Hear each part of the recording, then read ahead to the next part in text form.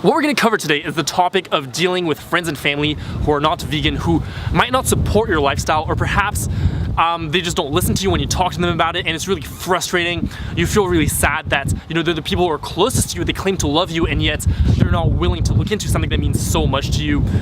Or perhaps they flat out just make fun of you, and you just don't know how to deal with it. And the reason I want to cover this is because I get so many questions about this, and I've met so many vegans over the months and the years really who have dealt with this to a certain degree, and that's really why I wanted to address it here. Now, first off, before we really jump into it, I really want to say that it's not like I have a tremendous amount of experience with this. What I'm going to talk about right now is my experience to date, the experience of my friends, and me kind of synthesizing different conversations I had with different people who've dealt with similar issues to kind of bring you some value here. But this is my 2 cents on the topic. So we're going to divide it up into friends and family because I think those are different. But first, let's talk about friends. People ask me this quite frequently. Hey Ryuji, my friends are making fun of me for being vegan. My friends are shaming me. They're putting me down. They're saying I'm stupid. Let's get something straight here. If your friends are not supporting you, they're not your friends. Period. End of story. There's no world in which there are these people that you call your friends who are just not supporting you in what you do. That's ridiculous. When I think about my own experience and I think about my journey being vegan, I think back to when I first went vegan and me telling all my friends and kind of being like, hey, what's up, I'm vegan now, and going through this huge transformation because, by the way, I used to be not vegan at all. I never ate a meal without animal products. So for me it was this huge change, and all my friends were really surprised at the time. Now, that being the case, I didn't have any friends who shamed me for it. I didn't have any friends who didn't support me. Everyone was really behind me, and when people asked me, hey, why are you vegan? I told them, everyone supported me, and even though, it's different now because now I have a really different view on these kinds of issues, but, back then, no one said anything bad about it. And so to me, I never really understood, how is it that your friends make fun of you? Well, to me, that just comes from a place of, they're just not your real friends. Friendship is about loving each other. Friendship is about supporting each other through everything that you go through. If you're not going to support your friends unconditionally, then they're not your friends. If your friends don't support you unconditionally, they're not your friends. Period. End of story. There's someone who said this thing. It might have been Jin Rome. I forgot who it was. But they said this adage, that you are the average of the 5 people you surround yourself with the most.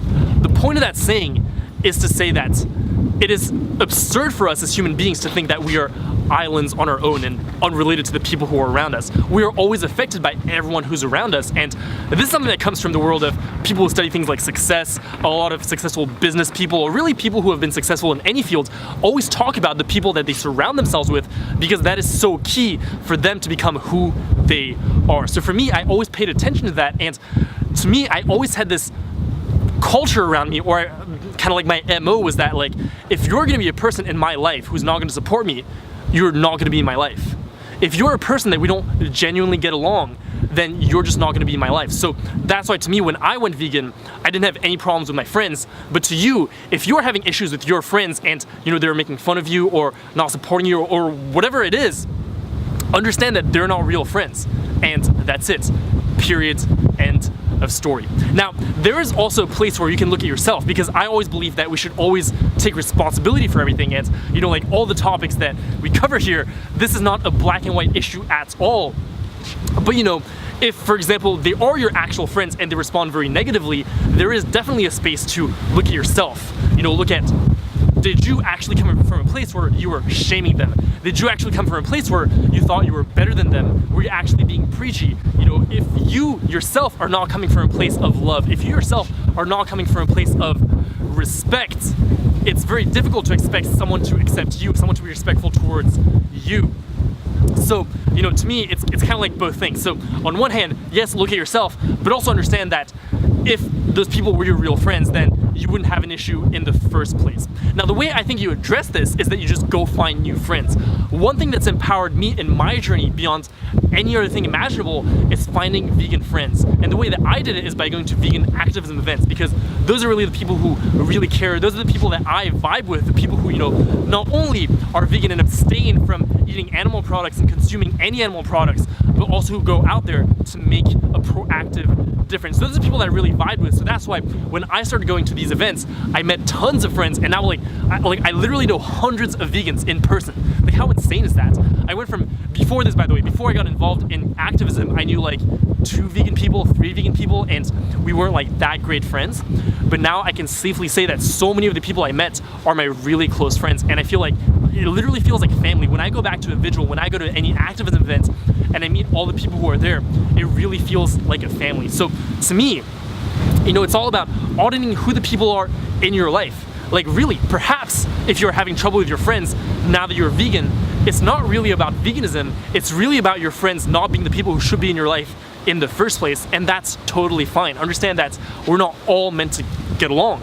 We're not even all meant to make a difference in everyone's life. One thing that I've been studying lately is I've been studying a lot of branding and marketing and understanding that aspect of life, I guess, so to speak. And one thing that business people talk about, one thing that people who are good at branding talk about is that your brand, or who you are as a person, because your brand is really a fancy word for your reputation, you're not supposed to appeal to everyone. One way to build an effective brand is to have something that's very polarizing, such that some people will absolutely love it, but some people would actually completely hate it. And that's the same with, you know, being vegan and being an activist. And when you go to events like Cuba Truth, for example, and you're having outreach conversations, I think it's important to remember that as individuals, we cannot get to everyone. When I'm talking to people, I have this understanding that I'm not gonna reach everyone. When I make these videos that I post on Instagram and on YouTube, I have this understanding that I'm not gonna reach everyone. And if you read the comments, you'll see that some people completely don't vibe with me. Some people think I'm the best, some people think I'm the worst, some people think I'm a complete joke, right? And that's just the way it is, and we can't get to everyone. And what I've been experiencing is that when those people are, say, people who are complete strangers, you know, you go to Cuba Truth and you start an outreach conversation with someone, they don't vibe with it at all, it's easier to accept that because, yes, at the same time it hurts because that person is gonna keep exploiting animals. On the flip side, they're strangers, so it's easier to not take it personally. But I think it's important to understand that even for the people who are directly around you and people who are, say, your immediate family, you might not be the person to change them. Now, I kind of go back and forth on this. I have like a lot of thoughts on this topic, and I don't have any answers for you, but I do have a few questions and a few thoughts. So, you know, because part of me is like, I understand that because we can't get to everyone, like I said, perhaps it's possible that the people who are in your life, your family, they're not meant to be changed by you, and perhaps someone else can get to them. Perhaps they'll watch a documentary that's gonna get to them, and perhaps you're not the person who's gonna talk to them. Maybe there's too much ego involved, whatever it is, but maybe you're just not the person for their job. On the flip side, I've been really thinking about how if I don't take responsibility for the people in my life, who is? Am I just gonna hope that my parents are gonna come across a Cuba Truth or a video on the internet or a documentary? Or am I gonna go do the difficult work, and am I gonna go have that conversation with them? Now, again, I don't believe this is a black and white issue at all, and you know, it probably depends on people, it probably depends on your relationship with the people around you. But these are just a couple thoughts on this topic that I just want to throw out because it's just been really on my mind. But to kind of summarize everything we've been talking about, first of all, if your friends do not support you, then, you know, just find new friends, like seriously. And I really believe in this because once you surround yourself with people who are vegan and perhaps even activists, that's gonna empower you to not only, you know, feel just better in your life in general because you're surrounded by people who support you, it's gonna empower you in every other situation in your life. Many of the questions that people ask me about dealing with friends and family or with their parents and things like that, if you have this support group, if you have so many vegan people around you, then you'll have many people to ask about these issues. You'll have many people to, you know, talk about your different experiences and stuff like that, and I believe it will really support you in your journey. Furthermore, I believe that it will actually empower you to become a voice for the animals. The whole reason that I'm able to speak up, the whole reason that I go fearlessly into outreach conversations or I make videos or I just post videos all the time and, you know, people find it inspiring, the reason I'm able to do that is because I'm surrounding myself with all these people who share the same vision. And when I surround myself with these people, it normalizes the idea of speaking up. For me, having an outreach conversation is pretty normal at this point because so many people around me are doing that all the time. It's normal for me to post something on Instagram about animal rights, you know, something that can be very shocking, something that I wouldn't have wanted to post, say, a year ago, but because I'm surrounding myself with these people, it's very easy for me to post that. So to me, finding new friends, finding yourself in the community and creating your V-gang, as I like to call it, I believe will really support you, not only in getting over, say, your friends and family who are not supporting you, but really support you in becoming a voice for the animals and making a difference in an area of the world that you care about. Now, finally, the last thing that I kind of want to touch on real quick is this whole thing with family, because, I talked about close friends, and yes, to a certain degree, everything I just said you can apply to family, but at the same time, family's a little different, because while you can ditch your friends and find new friends, which, by the way, I believe that regardless of whether you're vegan or not, regardless of whether, your friends are supporting you in your journey of veganism, I always believe that we should be auditing who is in our lives and cutting out people who are not serving us in our purpose and finding new people who are going to support us in our purpose. That whole thing where you become like the people that you surround yourself with, from my experience at least, is very true, and I've seen so many successful people talk about it that I really believe in it. But to me, that's just like a given. Like, to me, I'm just like, yeah, of course, I'm always auditing the people who are around me. Okay, that being the case, with family, it's not that simple, because you can't control who your family is. You can't control who your parents are, who your siblings are, and stuff like that. So for me, I was very fortunate, because at the time I went vegan, I moved away from my family. So, in some cases, you can actually move away from your family, and if that's what you want to do, then by all means do that. But for example, say maybe you're a younger person, maybe you're like, you still live with your parents and you can't get away from them, and they don't take you seriously, or they just don't want to listen to you, and it's driving you crazy because every time you go home, you see animal products all over the place or stuff like that. Then that obviously is a more difficult situation. Now, I can't speak about this from my own kind of like experience, but the couple things I can say about this is that, first of all, my friends who have gone through this have always stuck to the vision, and they've always led by example and always make things happen. For example, one thing that people struggle with, and perhaps you struggle with this yourself, is that if you're vegan, the people around you not only don't support you, but they make it very difficult for you to be vegan. In that case, what my friends who have gone through this have done is go ahead and go the extra mile and make it happen anyways, and be 100% clear on why you're being vegan. The thing that I believe is that regardless of the people around me, if I was the only person in the entire world who was vegan, I believe I would still be vegan, and I believe that all the hate I would get, or all the shame I would get, or any kind of negativity that's thrown at me, I believe that wouldn't affect me at all. I don't think that they would really put me down, because I believe so strongly in this. When you're so clear on why you're doing something, why are you vegan, when you've really delved into the cruelty that happens to animals, when you really come to this place where you realize that, hey, animals are not here for us, they're here with us. They're all individuals who value their lives, and we just don't get to exploit them. And when you're so clear on that reason why, to me, everything becomes easy for me. That's the reason that, for me, I don't believe being vegan is ever difficult. I mean, I've been in places of the world where there are not very many vegan options, but I never thought it was difficult. I never thought it was a struggle, because I was so clear on that why. So I would guess, even though that's not been my experience, that when you are clear on your why, that might support you in dealing with the people around you.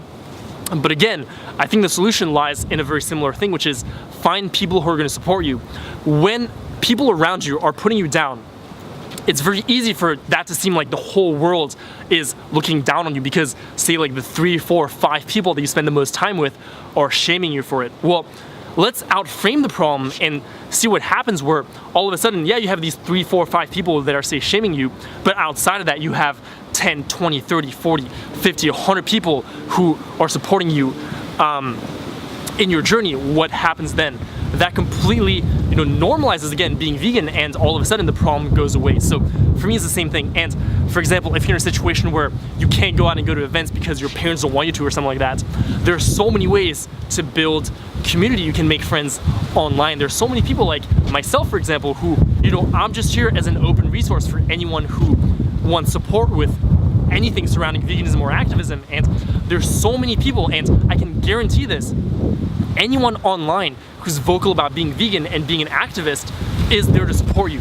That is what we're here for. The vegan community is one of the most supportive communities I have ever come across, and I've been a part of many communities, but the vegan community is really a community that feels like a family. It's really a community that shares such a strong vision, and we have so many common experiences that it's really easy to bond. And when you really get in touch with these people, like, never be afraid to, like, say, message someone, or never be afraid to, like, go to an event, because the people that you'll meet there are going to be absolutely the most incredible people that you'll meet, and they'll support you in your journey no matter what. So, in any case, Hope this brought you some value. Hope you could hear me over this crazy wind. But you know, this was kind of all over the place, but these are kind of my thoughts on this topic. I get questions about this all the time, so I thought I'd throw this video together. So anyways, thank you so much for watching. I really appreciate it. Until next time,